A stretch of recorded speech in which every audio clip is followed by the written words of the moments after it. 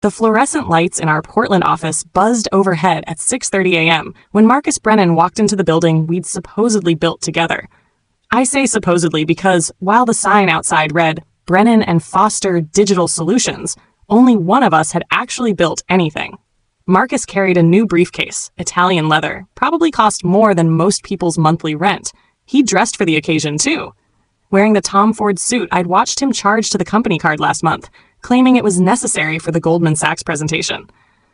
The presentation that never happened because Marcus had been too hungover to attend. "We need to talk about the future of this company," Marcus announced, settling into the chair at the head of the conference table.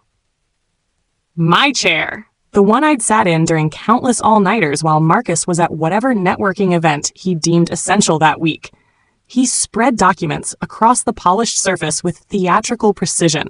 Partnership agreements, incorporation papers, client contracts, financial statements, everything organized like evidence at a trial, which in a way, I supposed it was.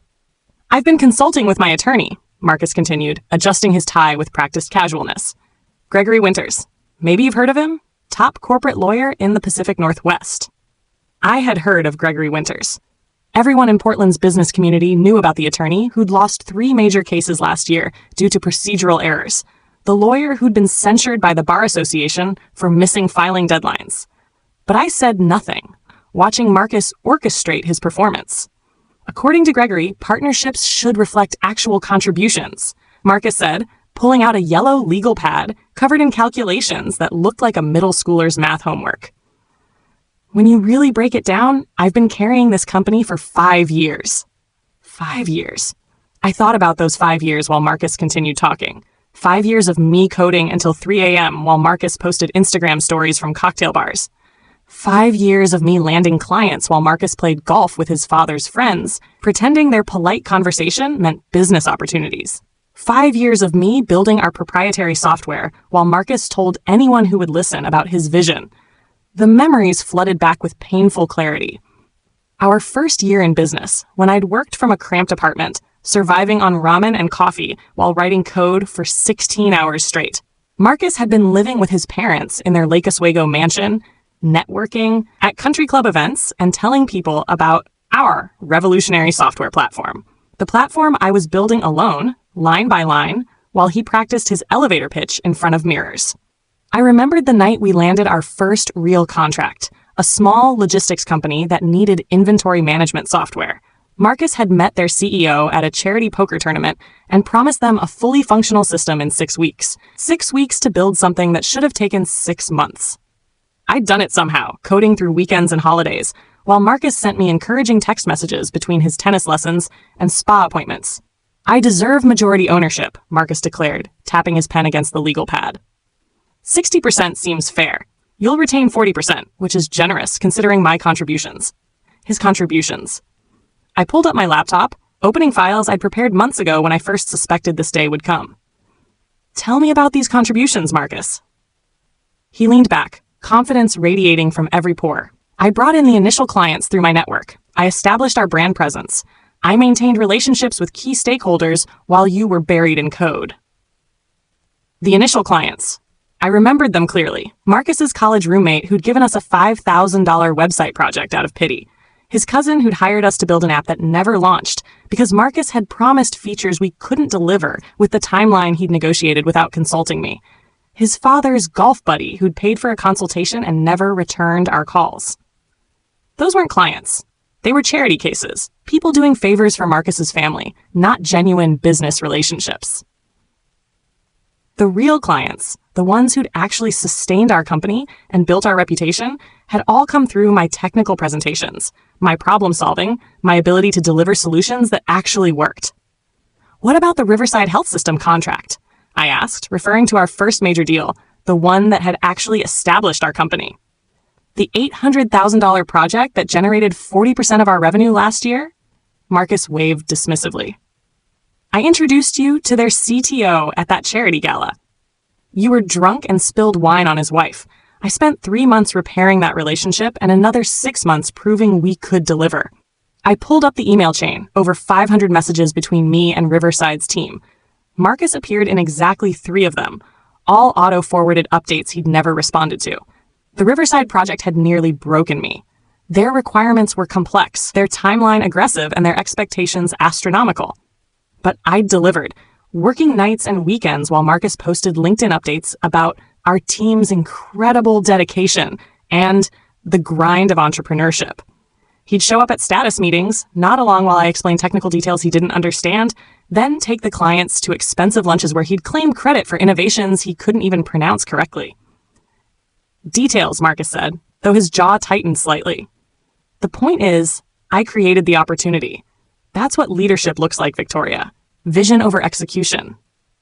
Vision over execution.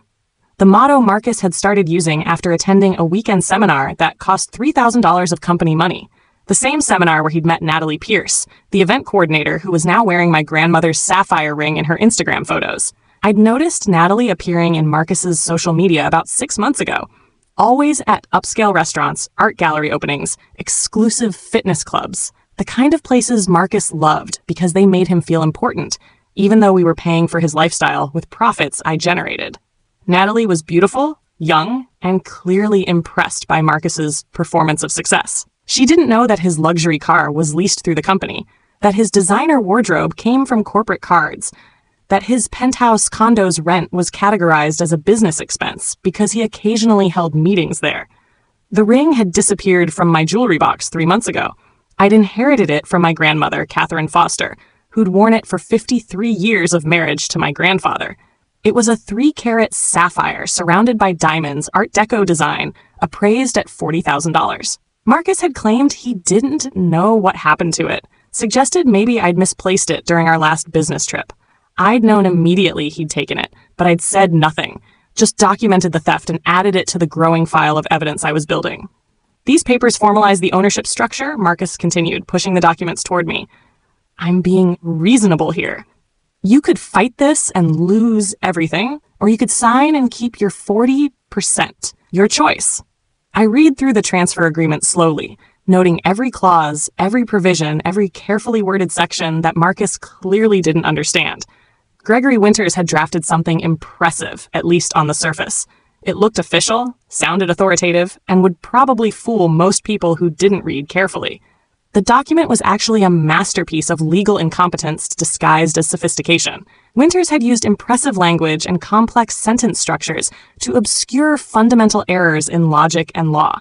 He'd cited precedents that didn't apply to our situation, referenced statutes from other states, and created liability structures that would crumble under the slightest legal scrutiny. But the most beautiful part, the element I'd been waiting for Marcus to trigger, was buried in Section 12, subsection C. The clause about personal guarantees for all existing corporate liabilities, presented as a standard formality, but actually transforming whoever signed into a human shield for every outstanding debt and obligation. There's one thing I'm confused about, I said, pointing to page 7. This section about assuming all corporate liabilities. What exactly does that mean? Marcus smiled, the expression of someone who thought they were finally being clever. Standard legal language. It just means whoever has majority ownership handles the corporate obligations. Nothing to worry about. Nothing to worry about. I thought about the Silvertech contract I'd been managing for the past 8 months. The $4.2 million project that was currently 3 months behind schedule and hemorrhaging penalty fees. The project Marcus had personally negotiated, promising deliverables we couldn't possibly meet with the resources he'd approved. The project that was about to trigger a catastrophic breach of contract clause. Silvertech had been Marcus's dream client, a rapidly growing fintech company with venture capital backing and aggressive expansion plans. Their CEO had been one of Marcus's fraternity brothers from college, which Marcus saw as a guaranteed win. He'd taken the meeting alone against my explicit advice and had come back with a contract that made my blood run cold. He'd promised them a fully integrated financial management system with AI-powered predictive analytics, blockchain security features, and seamless integration with 17 different banking APIs.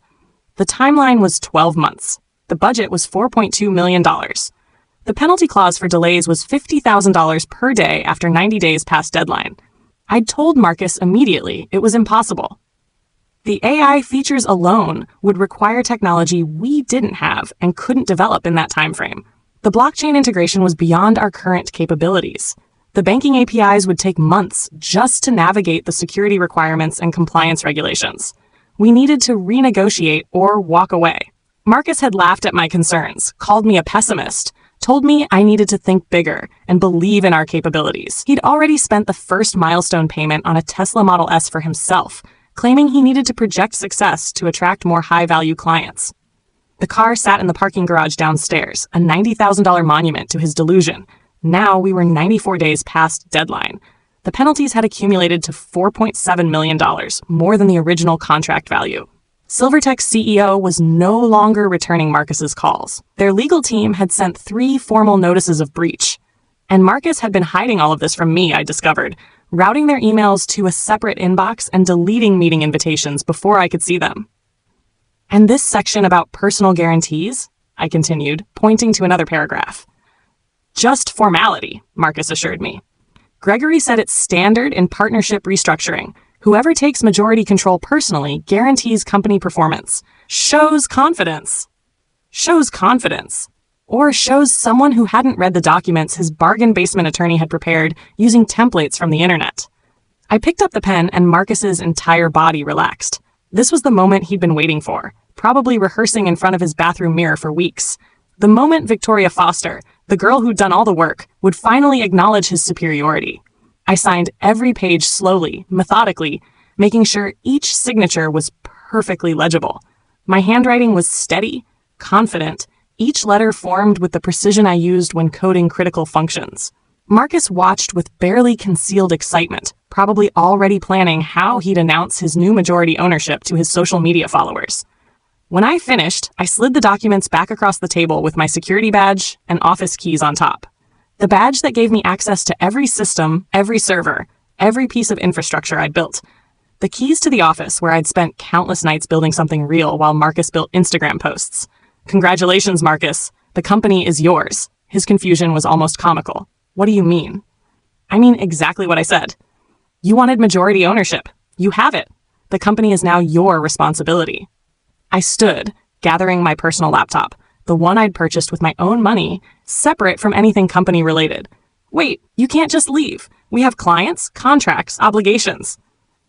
We don't have anything anymore, Marcus. You have clients, contracts, and obligations. That's what those papers you had me sign mean. Majority owner assumes full operational control and all associated liabilities. Congratulations on your vision finally becoming reality. The color drained from Marcus's face as my words sank in. He grabbed the papers, while flipping through them frantically, his eyes scanning the dense legal text he'd never bothered to read carefully. His finger traced down page 7, then page 12, then back to page 7. I watched the moment of realization hit him, his expression shifting from confusion to dawning horror. This says the majority owner assumes personal liability for all existing debts and contractual obligations. His voice had lost all its practiced confidence. Yes, that's exactly what it says. You signed it about 3 minutes ago. But I thought, Gregory said this was just about ownership percentage. He said it was standard partnership restructuring. Then Gregory didn't explain the documents he drafted. Or you didn't listen. Either way, it's your problem now. I picked up my laptop bag, slinging it over my shoulder. Marcus stood up so fast his chair rolled backward and hit the wall. You knew exactly what this meant. You set me up. I knew what I was signing. I read the documents carefully, which is something you should have done. I'm not responsible for your lack of due diligence. The Silvertech contract, Marcus whispered, his face going from pale to gray.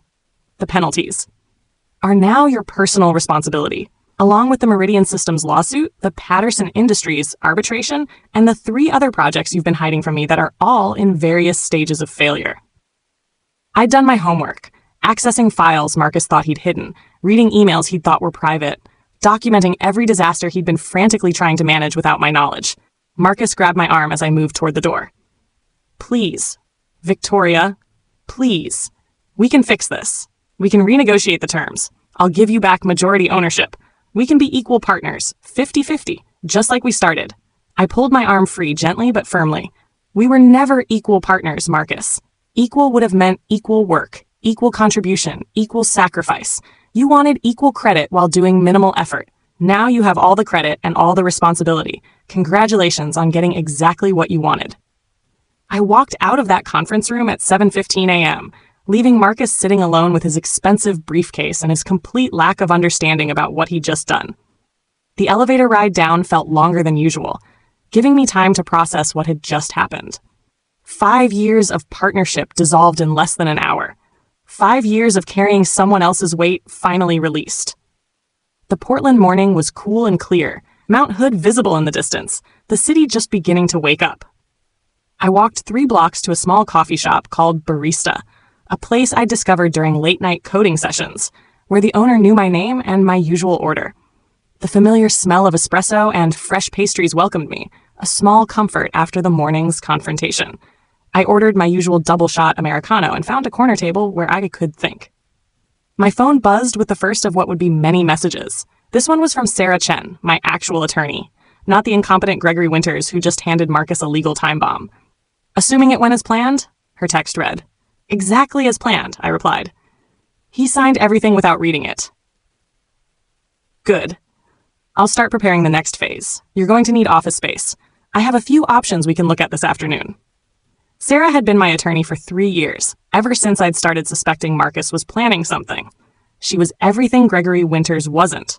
Thorough, ethical, competent, and expensive in a way that reflected actual value rather than pretentious marketing. She'd help me structure my intellectual property protections, create the licensing agreements that kept my code legally separate from Brennan and Foster, and draft the documentation that would protect me when Marcus inevitably revealed his true nature.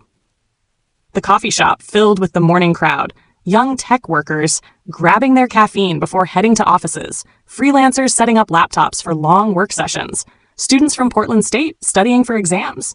Normal people doing normal things, unaware that 3 blocks away, Marcus Brennan was discovering that his performance of success had just become a reality of catastrophic failure. My phone rang.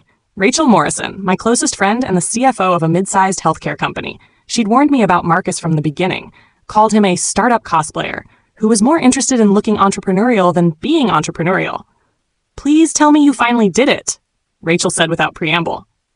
Did what? Don't play coy with me. Did you finally cut loose that parasite? As of about 30 minutes ago, Marcus Brennan is the majority owner of Brennan and Foster Digital Solutions, with full operational control and personal liability for all corporate obligations. Rachel's laugh was sharp and delighted.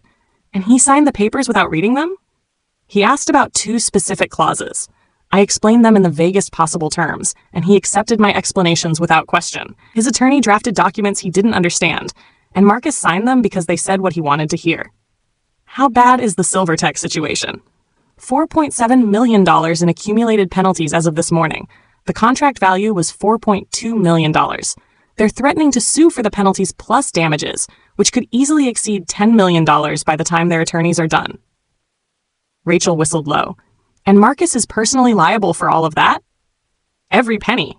He also doesn't know about the Meridian Systems situation, the Patterson Industries arbitration, or the fact that 3 of our smaller clients are preparing to sue for non-performance. Total exposure is probably around $18 million. Jesus, Victoria, you're not playing around. I spent 5 years watching him take credit for my work, spend money I earned, and treat our company like his personal piggy bank. He wanted to own everything. Now he owns everything, including all the problems he created. Rachel was quiet for a moment, then asked, "Any regrets?" I thought about that question while watching the morning light filter through the coffee shop's windows. Did I regret 5 years of partnership with Marcus? Did I regret trusting someone who'd proven untrustworthy? Did I regret the countless nights spent coding while he partied, the sacrificed weekends while he networked, the lost opportunities because he'd overpromised and underdelivered? No, I said finally. No regrets. I learned what I'm capable of when I'm not carrying dead weight. Now I get to find out what I can do on my own. After hanging up with Rachel, I opened my laptop and began the work I'd been preparing for months. Foster Technology Solutions already existed as a legal entity, registered with the state, with its own bank accounts and insurance policies. I'd been building it quietly in the background, waiting for the right moment to launch. The company email was already set up, professional and clean, victoria@fostertechsolutions.com. The website was live, minimalist and focused on capability rather than marketing nonsense. The office space was leased, a small but efficient 1,500 square feet in the Pearl District, ready for occupation. I'd even hired my first 3 employees, all talented engineers I'd worked with on Brennan Foster projects, all people who knew exactly who did the real work. My phone buzzed constantly over the next hour. Texts from former colleagues asking if the rumors were true. Emails from clients who'd heard through the grapevine that something had happened. LinkedIn messages from competitors wondering if I was available for opportunities. I ignored most of them, focusing instead on the checklist Sarah had helped me prepare. Transfer all intellectual property licenses from Brennan and Foster to Foster Technology Solutions. Change passwords on all systems I'd built. Notify the 3 clients who'd been working directly with me that I was transitioning to a new company. File the formal paperwork dissolving my partnership interest in Brennan and Foster. Everything I'd built over 5 years was moving with me. Marcus would be left with a company name, an office lease he couldn't afford, and obligations he couldn't meet. The empire he'd thought he was claiming would collapse within days, taking his personal finances with it. At 9:47 a.m., my phone lit up with a call from an unknown number. I almost didn't answer, but curiosity got the better of me. "Miss Foster?" A man's voice, professional but strained. "This is Gregory Winters. We need to discuss the ownership transfer documents immediately." "Mr. Winters, I'm surprised to hear from you. Shouldn't you be celebrating your client's successful power play? There's been a misunderstanding about the liability clauses in the transfer agreement." "Has there? Because the language seemed quite clear to me. Majority owner assumes full operational control and personal responsibility for all existing and ongoing corporate obligations." Did I misread something? Silence on the other end, then the sound of papers rustling frantically. "Miss Foster, my client was under the impression that the personal guarantee was a formality, not an actual transfer of liability for specific debts. Your client signed documents he didn't read and accepted explanations he didn't verify. That's not a misunderstanding, Mr. Winters. That's negligence. We're prepared to void the transfer agreement on the grounds of mutual mistake." I laughed, genuinely amused. Mutual mistake requires both parties to misunderstand the contract terms. I understood them perfectly. In fact, I'd argue that my careful reading and Marcus's casual signing demonstrate exactly the kind of diligence difference that makes one of us successful and the other bankrupt. "Miss Foster, be reasonable. If this stands, my client will face personal bankruptcy. He could lose everything." Then he should have read the documents before signing them, or hired a more competent attorney, or not spent 5 years treating our partnership like a personal ATM, or not negotiated impossible contracts to feed his ego, or not stolen from me while pretending to be a partner. My voice remained calm, professional, but iron hard. "Your client wanted to own everything, Mr. Winters. Now he does, including all the consequences of his choices. We'll sue for fraud, misrepresentation, and breach of fiduciary duty. Please do. I'd love to see you explain to a judge how your client, a supposed sophisticated business owner, signed a contract without reading it, then claimed he didn't understand the document his own attorney drafted. Discovery should be fascinating. We'll get to examine every expense Marcus charged to the company, every contract he negotiated without consulting me, every promise he made that he couldn't keep." More silence, longer this time. Then Winter's voice, barely controlled. "What do you want?" "I don't want anything from Marcus or from you. I have what I built, and he has what he signed for. That seems fair to me." I hung up before Winters could respond, blocking the number immediately. There would be more calls, more desperate attempts to negotiate, but those were Marcus's problem now, not mine. The rest of the morning passed in a blur of productive activity. I met with Sarah at her downtown office to finalize the intellectual property transfers. We reviewed every contract, every licensing agreement, every piece of documentation that proved the code running Brennan and Foster's systems belonged to me personally, not to the company. "This is airtight," Sarah confirmed, reviewing the file for the 3rd time. "Every major system was developed by you on your personal time, using your personal equipment. The licensing agreements clearly state that Brennan and Foster had permission to use the software, not ownership of it. Marcus can't claim any of this." "What about the clients?" "Clients aren't property. They're relationships. If they choose to work with you at your new company, that's their decision. Just don't solicit them directly for 90 days per your original partnership agreement, and you're clear." The 90-day non-solicitation clause was something I'd insisted on when we formed the partnership, ironically to protect us from each other. Marcus had agreed without reading it carefully, another example of his cavalier attitude toward contracts. He probably thought it protected him. Instead, it meant I could launch Foster Technology Solutions without any legal obligation to stay away from our client base. They'll come to you, Sarah predicted. Within a week, every client who worked directly with you will be calling. They know you did the actual work. Marcus was just the guy who showed up at meetings and took credit. She was right. By 2 p.m., I had 3 client emails asking about my plans. By 4 p.m., 5 more had called directly. By the time I left Sarah's office at 5:30, 12 of Brennan and Foster's 14 major clients had reached out, all asking variations of the same question. Are you still available to work on our projects? I gave them all the same response. I'm transitioning to a new venture. I can't discuss it in detail right now due to partnership agreement restrictions, but I'd be happy to talk in 90 days about future opportunities. Every one of them understood exactly what that meant. They'd wait 90 days, then they'd move their business to Foster Technology Solutions. Marcus would be left with nothing but obligations he couldn't fulfill, and clients demanding refunds for work he couldn't complete. 3 days later, at exactly 2:17 a.m., my phone lit up with a call from an unknown number. I'd been expecting this, the middle-of-the-night panic call when reality finally penetrated Marcus's delusions. Victoria. Marcus's voice was hoarse, desperate, stripped of all its practiced confidence. We need to talk. Please. I know it's late, but this can't wait. What can't wait, Marcus? Silvertech's attorneys sent a formal notice of breach. They're demanding immediate payment of $4.7 million in penalties, plus they're suing for additional damages. They're talking about $12 million total. That sounds like a problem for the majority owner of Brennan and Foster Digital Solutions. I don't have $12 million. I don't have $4.7 million. I don't even have $100,000 in liquid assets.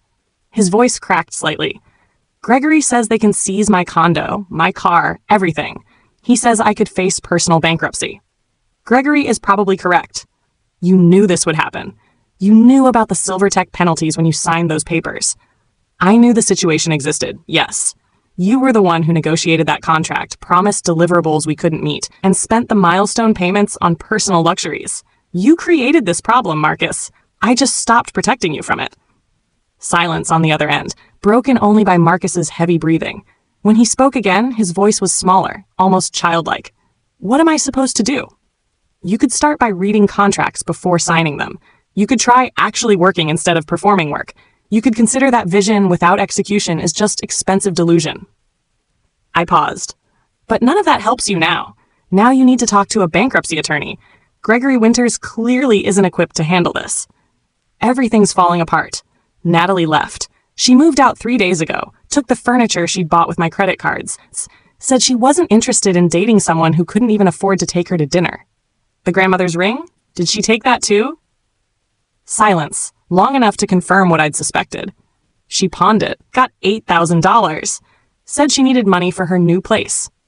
$8,000 for a $40,000 ring.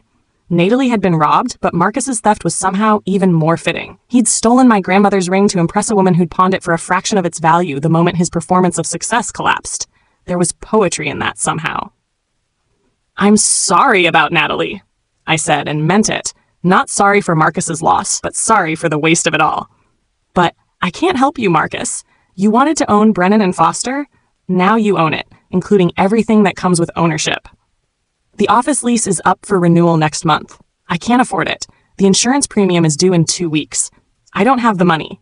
The payroll for the 3 employees you left behind is due Friday, and the company account has $14,000 in it. Their combined monthly salaries are $22,000. 3 employees.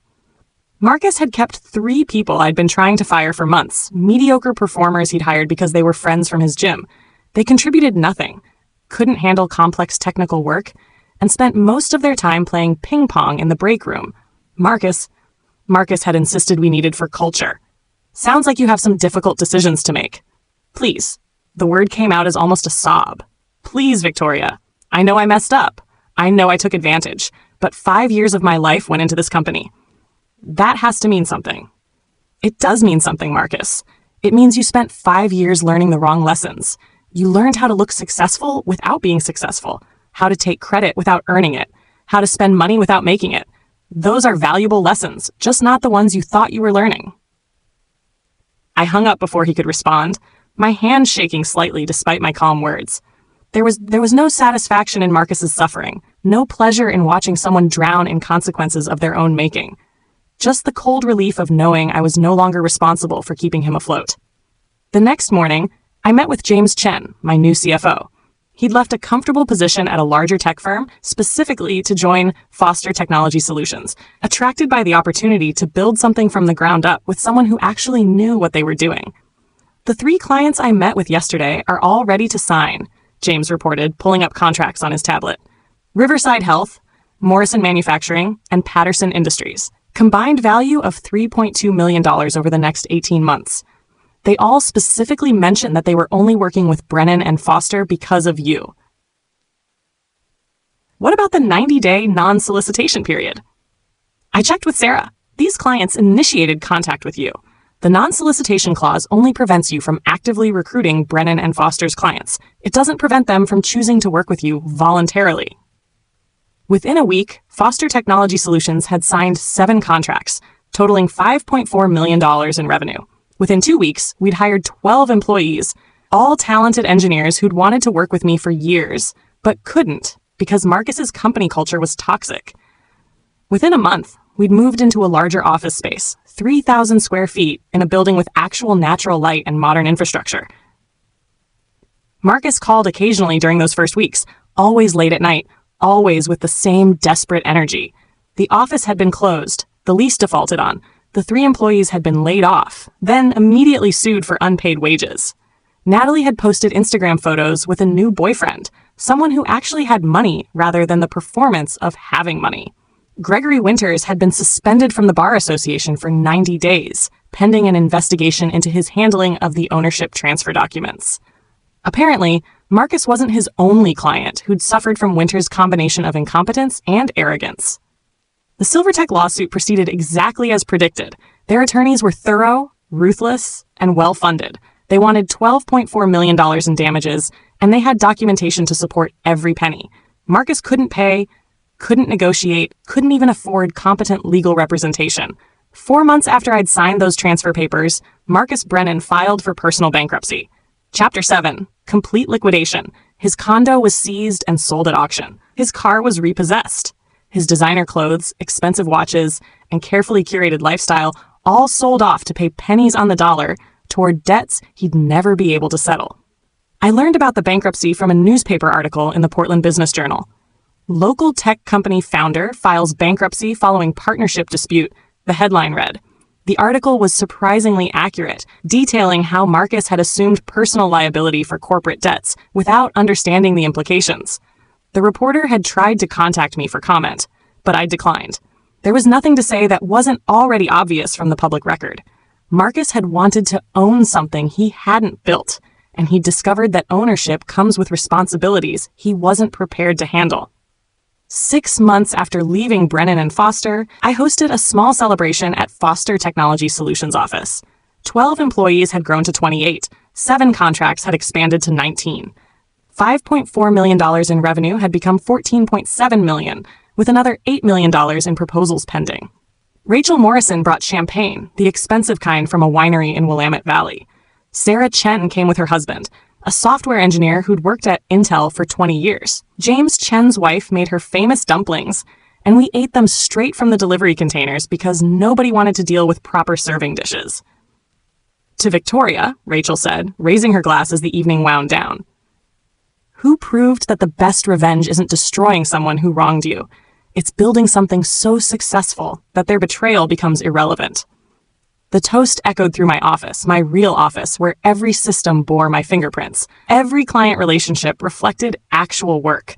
Every success belonged to the person who'd earned it. Marcus had wanted to steal all of this with paper weapons and lawyer tricks. Instead, he'd learned what happens when performance meets competence. When delusion collides with documentation. When someone who thinks they're taking everything discovers they never understood what they were reaching for. My grandmother's ring never made it back to me.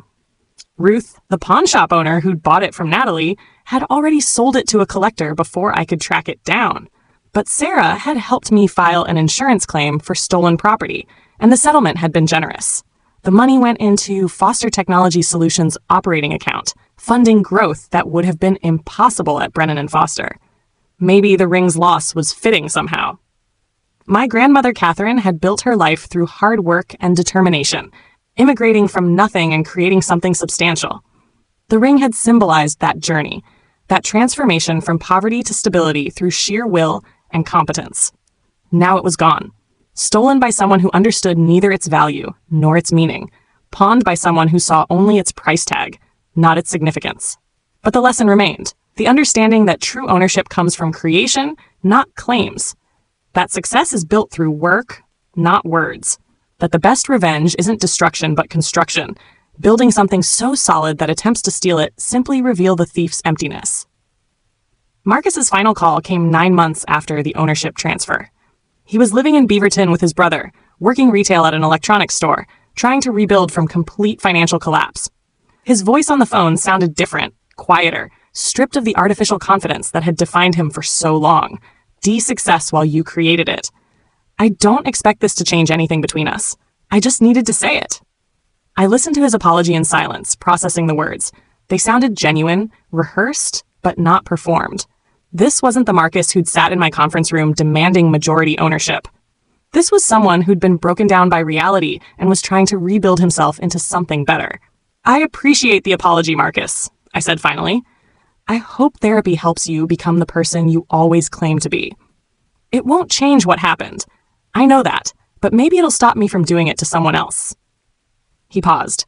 I see your company in the news sometimes. Foster Technology Solutions. You're doing well. We're doing well because we focus on delivering what we promise rather than promising what we can't deliver. That's fair. Another pause, longer this time. For what it's worth, I finally understand what you meant about vision and execution. I had plenty of vision. I just never understood that vision without execution is just expensive daydreaming. After we hung up, I sat in my office for a long time, looking out at the Portland skyline. The same city where I'd started 5 years ago with a partner I trusted. The same streets I'd walked while carrying the weight of someone else's delusions. But everything felt different now, lighter somehow. Foster Technology Solutions continued growing through that first year and into the second. We expanded to Seattle, then to San Francisco, following client demand rather than ego-driven expansion plans. Each new office was opened only when we had the clients, resources, and infrastructure to support it properly. No grand announcements, no press releases about our vision for the future. Just steady, sustainable growth built on reputation and results. The tech community in Portland had watched the Brennan and Foster collapse with a mixture of schadenfreude and cautionary tale mentality. Marcus became an example of what not to do. His story shared in startup circles as a warning about the dangers of valuing performance over substance. Some people felt sorry for him. Most just shook their heads at the predictable outcome of someone believing their own marketing.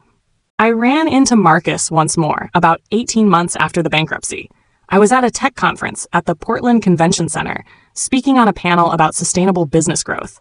He was in the audience, sitting in the back row, taking notes like a student rather than a competitor. After the panel, he approached me carefully, maintaining appropriate distance. That was a good presentation. The part about building infrastructure before scaling, that really resonated. Thank you. I'm working on something new. Nothing big, just some consulting work helping small businesses with their basic IT needs. My therapist says I need to start small, prove I can handle responsibility before trying to build empires. He smiled ruefully. It's humbling work, but it's honest. That sounds like a good start, Marcus. I'm not trying to compete with you, if that's what you're worried about. Foster Technology Solutions is way beyond anything I could handle. I'm just trying to make a living while figuring out who I actually am versus who I pretended to be. We talked for a few more minutes, polite and distant. Two people who'd once been partners, but now existed in completely different professional universes. When he left, I felt something close to relief. Not that he was suffering, but that he was finally being honest about his limitations. Rachel found me in the convention center lobby afterward, carrying coffee and wearing an expression of amused curiosity. Was that Marcus Brennan I just saw you talking to? It was. How did that feel? Surprisingly neutral. He's not the person I need to be angry at anymore. He's just someone who made catastrophic mistakes and is trying to learn from them. Very mature of you, Rachel said, handing me one of the coffees. I'd have told him where to stick his apologies. A year ago, I might have. But I'm not carrying anger anymore. I'm too busy building something that matters. Foster Technology Solutions hit $50 million in annual revenue in our third year. We employed 127 people across 4 offices. Our client list included 3 Fortune 500 companies, 2 major healthcare systems, and a dozen rapidly growing startups that valued competence over charisma. Every project was delivered on time and within budget. Every client relationship was built on trust, earned through performance, not promised through marketing. The tech press started calling me a success story, writing articles about the woman who'd left a failing partnership and built an empire. I did a few interviews, always careful to focus on the work rather than the drama. The story of Marcus and the ownership transfer came up occasionally, but I kept my responses brief and professional. I learned that you can't build something sustainable by performing success. You have to do the work, deliver the results, and let your reputation speak for itself. I told a reporter from TechCrunch who was writing a feature about women in tech leadership. Do you have any regrets about how things ended with Marcus Brennan? I regret that it took me 5 years to recognize a partnership that wasn't working, but I don't regret protecting what I built or enforcing consequences for someone who'd spent years avoiding them. The article, when published, focused on the lessons rather than the revenge. It talked about intellectual property protection, the importance of reading contracts, and the difference between vision and execution. Marcus was mentioned only as a former business partner, without dwelling on the details of his downfall. I received hundreds of emails after that article, mostly from women who'd experienced similar situations, partners who took credit for their work, colleagues who dismissed their contributions, bosses who profited from their expertise while denying them recognition. The stories were heartbreaking and familiar, variations on the same theme of competence being exploited by performance. I started mentoring some of them, offering advice about protecting their intellectual property, documenting their contributions, and recognizing when a professional relationship had become parasitic. Some took the advice and left bad situations. Others stayed, hoping things would improve. I understood both choices, remembering my own 5 years of hoping Marcus would become the partner he'd claimed to be. Sarah Chen helped me establish a legal clinic specifically for tech workers facing intellectual property disputes. We provided free initial consultations and sliding scale representation for people who couldn't afford high-end attorneys. The clinic handled dozens of cases in its first year, helping programmers, designers, and engineers protect work they'd created from employers or partners who claimed ownership without justification. "You're doing more than building a company," Sarah observed during one of our quarterly reviews. "You're changing how people think about ownership and contribution in the tech industry. I'm just sharing the lessons I learned the hard way. Maybe someone else can learn them without losing 5 years first." 4 years after leaving Brennan and Foster, I received an unexpected email from David Brennan, Marcus's father. I'd met him a handful of times during our partnership, always at family gatherings, where he'd held court like a self-made success story. He'd built a successful insurance business through aggressive sales tactics and political connections, teaching Marcus that performance and persuasion mattered more than substance. The email was formal, almost legalistic in its precision. "Dear Miss Foster, I hope this message finds you well. I'm writing to address the business situation between you and my son Marcus. While I understand the legal proceedings were concluded satisfactorily from your perspective, I believe there are moral considerations that transcend legal technicalities. Marcus made mistakes, certainly. However, he invested 5 years of his life in building Brennan and Foster Digital Solutions. The partnership dissolution and subsequent bankruptcy have left him with nothing, while you've built a thriving enterprise using knowledge and connections developed during your partnership. I would like to propose a meeting to discuss potential compensation for Marcus's contributions. While he may have signed documents without fully understanding their implications, I believe a fair and reasonable person would acknowledge that he deserves something for his time and effort. Please contact me at your earliest convenience to arrange a discussion. Sincerely, David Brennan. I read the email 3 times, each reading revealing new layers of entitled delusion. David Brennan wanted me to compensate Marcus for 5 years of taking credit, spending money, and contributing nothing substantive. The same Marcus who'd tried to steal everything I'd built. The same Marcus who'd negotiated catastrophic contracts and hidden their failures from me. The same Marcus who'd stolen my grandmother's ring to impress his girlfriend. I forwarded the email to Sarah without comment. She called within 5 minutes. "Please tell me you're not actually considering meeting with David Brennan." "I'm not. but I am curious about what he thinks constitutes moral considerations. He thinks his son is entitled to profit from your work because they spent time in proximity to success. It's the same delusion that led Marcus to sign those transfer papers. Sarah's voice carried steel underneath her professional tone. Do not engage with this man, Victoria. He's fishing for leverage, trying to find some emotional or moral pressure point that will make you settle. What if I just tell him the truth? That Marcus contributed nothing, created problems, and I spent 5 years carrying dead weight. Then he'll twist your words into evidence of personal animosity and use them to support some kind of harassment or defamation claim. Men like David Brennan don't send emails like this because they want honest discussion. They send them because they want to create a paper trail they can manipulate. I drafted my response carefully, running it past Sarah 3 times before sending. Mr. Brennan, thank you for your email. The business relationship between Marcus and myself was concluded according to legally binding documents that your son signed after consultation with his attorney. All intellectual property, client relationships, and business assets have been properly allocated according to contractual agreements and ownership documentation. I have no interest in revisiting these matters or discussing compensation for contributions that were not made. Marcus received exactly what he signed for: majority ownership and full responsibility for the company he claimed to have built. Please do not contact me again regarding this matter. Sincerely, Victoria Foster. David Brennan responded within an hour, his veneer of civility completely stripped away. Your refusal to engage in good faith discussion reveals the kind of ruthless opportunism that has become all too common in your industry. You exploited my son's trust, manipulated him into signing documents he didn't understand, and profited from his years of hard work. Be assured that this matter is not closed. We are exploring all legal options to recover what Marcus is rightfully owed. Your success was built on his foundation, and the law will recognize that truth. Sarah filed the email as evidence in case the Brennan family ever actually followed through on their vague threats, but nothing came of it. David Brennan was making noise, trying to intimidate or guilt me into a settlement. When I didn't respond to his bluster, he moved on to other targets. Marcus sent his own email a few days later, apologizing for his father's behavior. Victoria, I'm sorry about my father's email. I didn't ask him to contact you, and I don't agree with anything he said. You don't owe me anything. I signed those papers without reading them, negotiated contracts I couldn't fulfill, and spent 5 years taking credit for your work. My father has always believed that confidence and aggression can substitute for competence. I spent my whole life believing that too, until reality proved otherwise. I'm trying to learn different lessons now, but my father hasn't changed. Please ignore him. And please know that I'm not pursuing any legal action or expecting any compensation.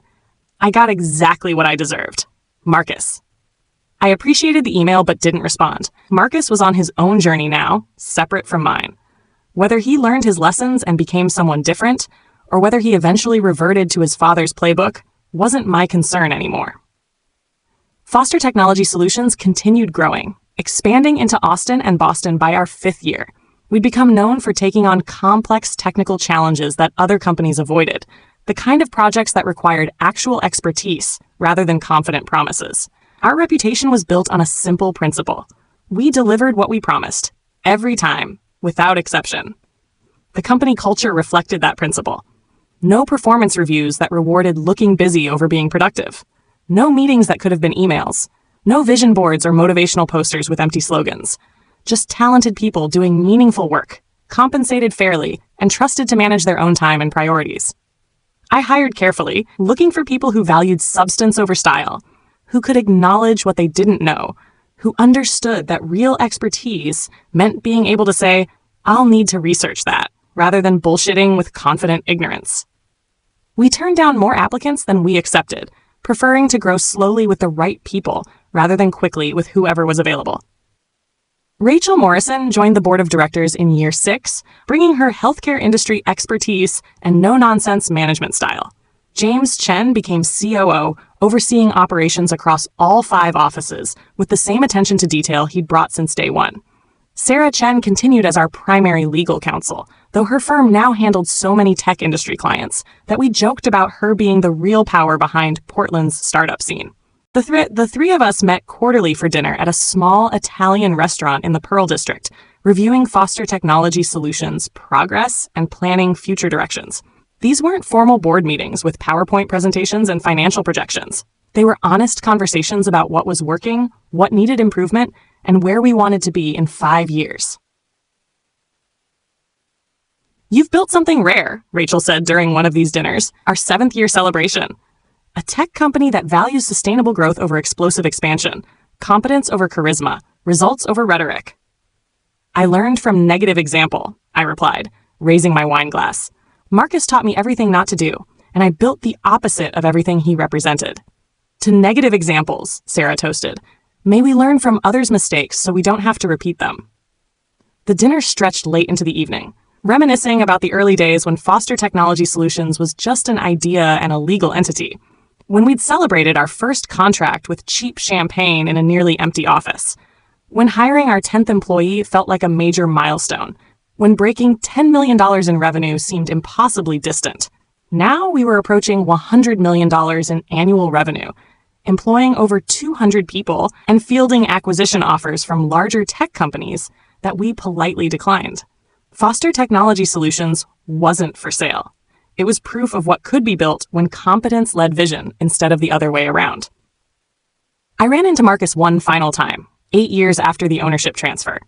I was in Beaverton meeting with a potential client, and I stopped at a coffee shop near their office. Marcus was behind the counter, wearing an apron and a name tag, making lattes for the afternoon rush. We made eye contact across the counter, both of us frozen for a moment in mutual recognition. Then Marcus smiled, a genuine expression without performance or artifice. "Welcome to Groundwork Coffee. What can I get started for you?" "Double shot Americano, please." He made the drink with practiced efficiency, his hands steady and confident in a way they never had been when he was pretending to run a tech company. When he handed me the cup, he included a small packet of biscotti. On the house. Successful former business partner discount. "You work here now?" "I own it, actually. Bought it 6 months ago with money I saved working retail and doing small IT consulting. Nothing fancy, just a neighborhood coffee shop. But it's mine, bought with money I actually earned." He gestured around the small space with obvious pride. "Every bean, every cup, every customer is mine because I built it, not because I performed building it." "That's great, Marcus." "Really? I learned something important from our implosion. I learned that I'm not a tech visionary or a master networker or any of the things I pretended to be. But I make a good cup of coffee. I can manage a small business if I focus on the basics, and I'm much happier being honestly mediocre than dishonestly ambitious." We talked for a few more minutes while he handled other customers. He asked about Foster Technology Solutions, listened to my brief update with genuine interest rather than jealousy or resentment. He told me about his coffee shop, the regular customers he'd gotten to know, the satisfaction of building something small but real. "I don't regret what happened," Marcus said as I was leaving. "I mean, I regret being the person who made it happen. But I don't regret the outcome. You were always going to be successful. I was always going to face reality eventually. Better it happened when I was 32 than when I was 52 with twice as much damage behind me. That's a healthy perspective. 8 years of therapy will do that to you." He smiled again. "Thanks for stopping by, Victoria. The next Americano is on the house too. Successful former business partner loyalty program." I left Groundwork Coffee feeling something I hadn't expected. Genuine happiness for Marcus. Not pity or schadenfreude or vindication. Just straightforward gladness that he'd found something sustainable. He'd lost everything because he'd never actually built anything. Now he was building something small and real, learning lessons that would serve him better than all his father's advice about confidence and aggression. Foster Technology Solutions celebrated its 10th anniversary with a company-wide event at a restored warehouse in Southeast Portland. 247 employees, their families, clients, partners, and friends gathered to celebrate a decade of sustainable growth and actual success. I gave a short speech, thanking everyone who'd contributed to building something real. I talked about the importance of valuing substance over style, of delivering what you promise, of building reputation through results rather than rhetoric.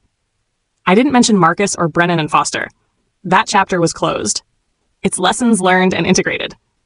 Sarah raised a toast to Victoria Foster, who proved that the best revenge isn't destroying someone who wronged you. It's building something so successful that their betrayal becomes a footnote in your story rather than the story itself. The celebration lasted well into the evening. I moved through the crowd, thanking employees for their contributions, meeting their families, talking with clients about future projects. This was success, not the performance of it, but the reality of it. Not vision without execution, but execution that made vision tangible. Late in the evening, I stood on the warehouse balcony, looking out at Portland's lights stretching toward the West Hills. Rachel joined me, carrying 2 glasses of champagne. "Any regrets?" she asked, handing me a glass. I thought about the question seriously, considering the 5 years with Marcus, the confrontation, the transfer papers, everything that had followed. No regrets. I learned who I was by learning who I wasn't willing to be. Marcus taught me that lesson, though not in the way he intended. What was the lesson? That ownership means responsibility. Success means delivery. Partnership means contribution. And that the hardest thing isn't building something valuable. It's recognizing when you need to stop protecting something that's extracting value without adding any. We stood in comfortable silence, watching the city lights and thinking about the decade behind us and the decades ahead. Foster Technology Solutions would continue growing, or it wouldn't. Either way, it was built on foundation of real work, real contributions, real results.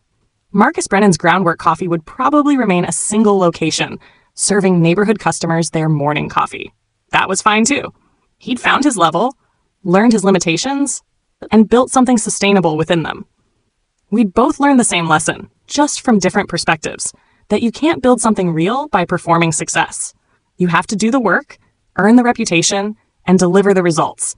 The difference was that I'd learned it while succeeding, and Marcus had learned it while failing.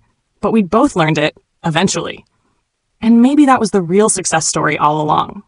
Years later, when journalists asked me about the Brennan and Foster situation, I kept my answers brief and focused on the lessons rather than the drama.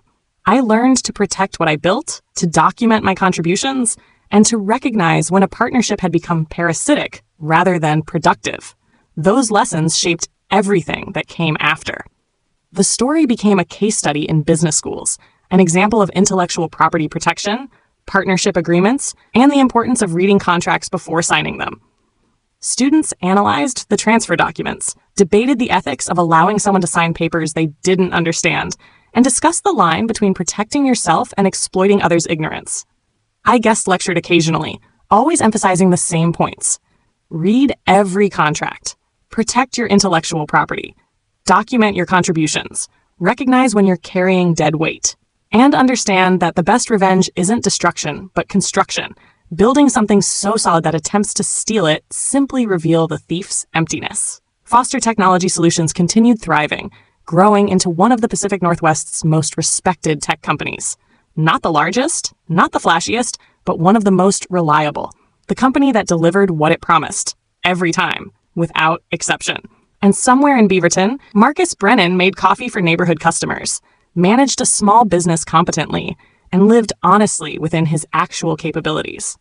He'd lost everything because he'd never built anything real.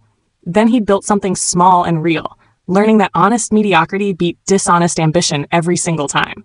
We'd both found our levels, learned our lessons, and built lives that reflected our actual contributions rather than our performed ones. That was the real ending to our story.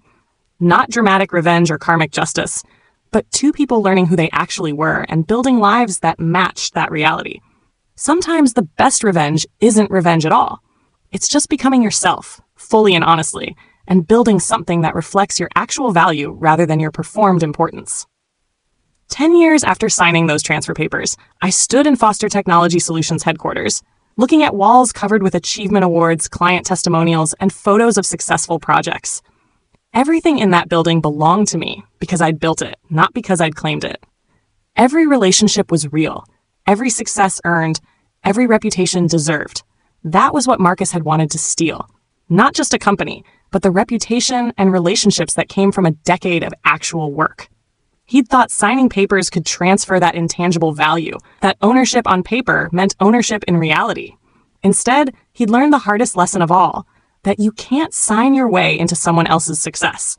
You have to build your own, brick by brick, line of code by line of code, relationship by relationship, result by result. And in the end, we'd both built exactly what we were capable of building. Mine was just larger because I'd actually done the work.